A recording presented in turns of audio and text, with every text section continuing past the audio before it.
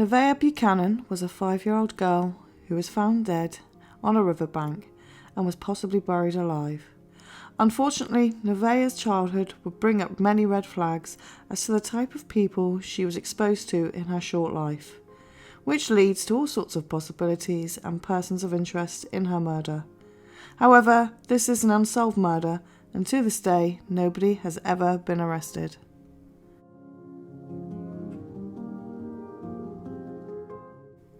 Nevaeh, which was heaven spelt backwards, was born on 3rd of February 2004, and at the age of 5 she lived in Charlotte Arms Apartments in Monroe County, Michigan.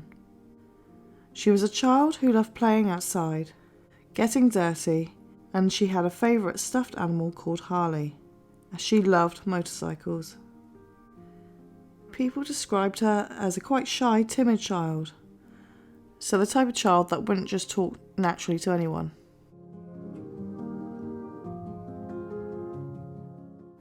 So around this time, she lived with her mum Jennifer and her gran Sherry, as Nevaeh's parents Jennifer and Shane were not together.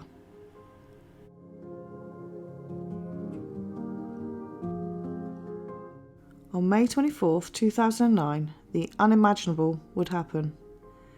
It started off as a normal day. It was a Sunday and it was Memorial Weekend, and Nevaeh would be playing with a friend Austin, who lived in the upstairs apartment. And it would be tea time before Nevaeh came in the door wanting to change her clothes after she had a toilet accident. She then grabbed a popsicle and told her mum she was going to the upstairs apartment where her friend Austin lived. "6:30 p.m. was the last time Jennifer saw Nevaeh. 30 minutes later, a friend of Nevaeh's knocked on the door to let Jennifer know that Nevaeh was riding her scooter in the road. In an interview with Nancy Grace, Jennifer said it took her a couple of minutes to find her shoes in order to go out and get Nevaeh. But by the time Jennifer got outside, Nevaeh was gone and her scooter was found by the apartment building. After 45 minutes of searching and asking neighbours and other kids if they had seen Nevaeh, Jennifer finally called the police and her mum, Sherry, who was just about to leave from work. Police and volunteers looked everywhere for 5-year-old Nevaeh, who was described as wearing long denim shorts, light blue sleeveless shirt with red and white horizontal stripes, shoulder length brown hair. She wasn't wearing any shoes or socks. She stood at 3 foot and weighed at 45 pounds. An Amber Alert was issued a few hours after the initial call to the police. Not long into the search, 2 local men had been arrested, and I'll come back to that later. But by day 4, 500 tips came in, and areas of water had been searched, and a reward would be given of $20,000 for anyone with any information leading to an arrest. One thing that came to mind was that nobody had heard Nevaeh scream. Could she have been abducted by someone she knew, unless of course she had been grabbed and subdued in such a way that stopped her crying out? After all I said before, she was known to be shy and timid and wouldn't talk to just anyone. By day 6, a candlelight vigil had taken place and also an increase in tips, 700 of them. This was because Nevaeh's case had featured on America's Most Wanted. One tip stood out, and that led to a 64-year-old James Easter, who had been at the complex and was seen burning something in his garden. When police searched his residence, he was found to have had tons of sexual content on his computer and had a charge of indecent exposure. However, James said the reason he was at the apartment complex was because he had a girlfriend who lived there.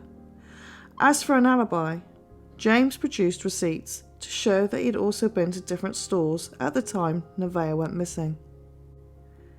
Strangely though, when his home was searched, blood was found in the bathroom and on a blanket, but when tested, it didn't match Nevaeh's blood type.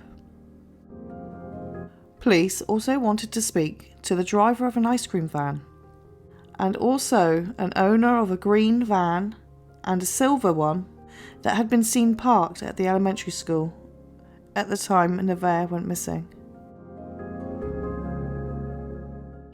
The search for Nevaeh would come to an end, and by day 11, on the 4th of June, police were called by two fishermen who were on a bank of the River Raisin, roughly 10 miles away, to say they had found a body.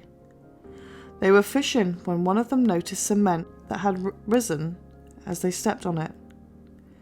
They noticed botflies, and that's why they dug down just a bit before they saw the body.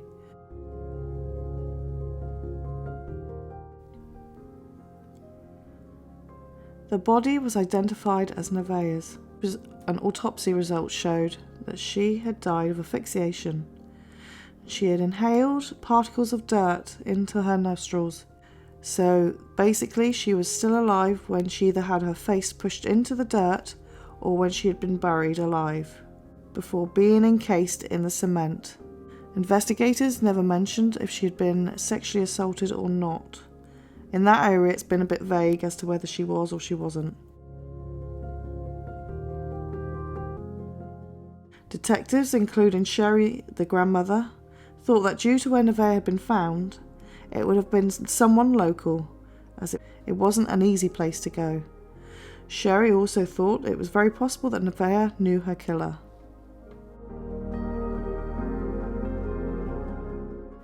So days after Nevaeh's body had been found, she was transported by a Harley motorcycle hearse in a pink and white casket to St. Joseph's Cemetery. On her tombstone it read, "Monroe's Angel." Meanwhile, the community, shocked that anyone could do this to an innocent 5-year-old playing, kept their kids close to them.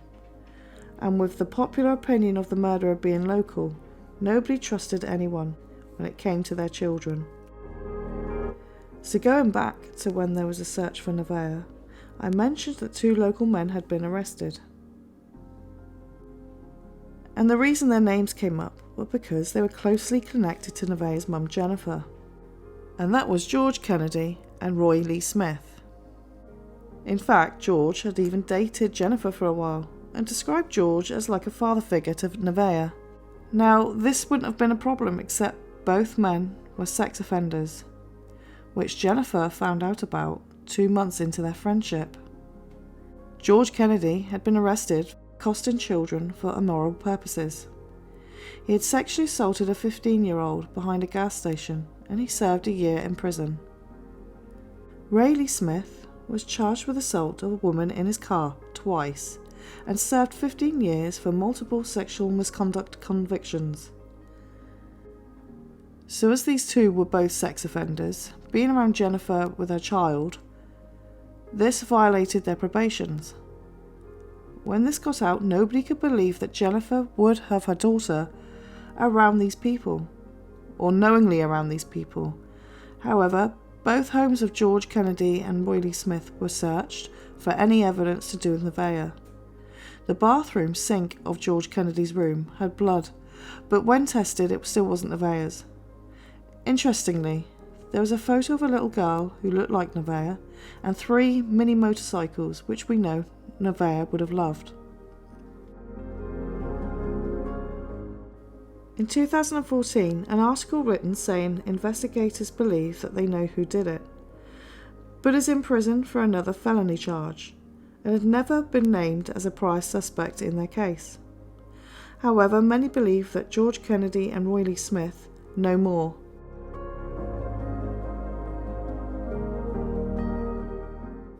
And in the years since Nevaeh's murder, there is a preschool scholarship fund in Nevaeh's name to pay for children whose families who cannot afford preschool.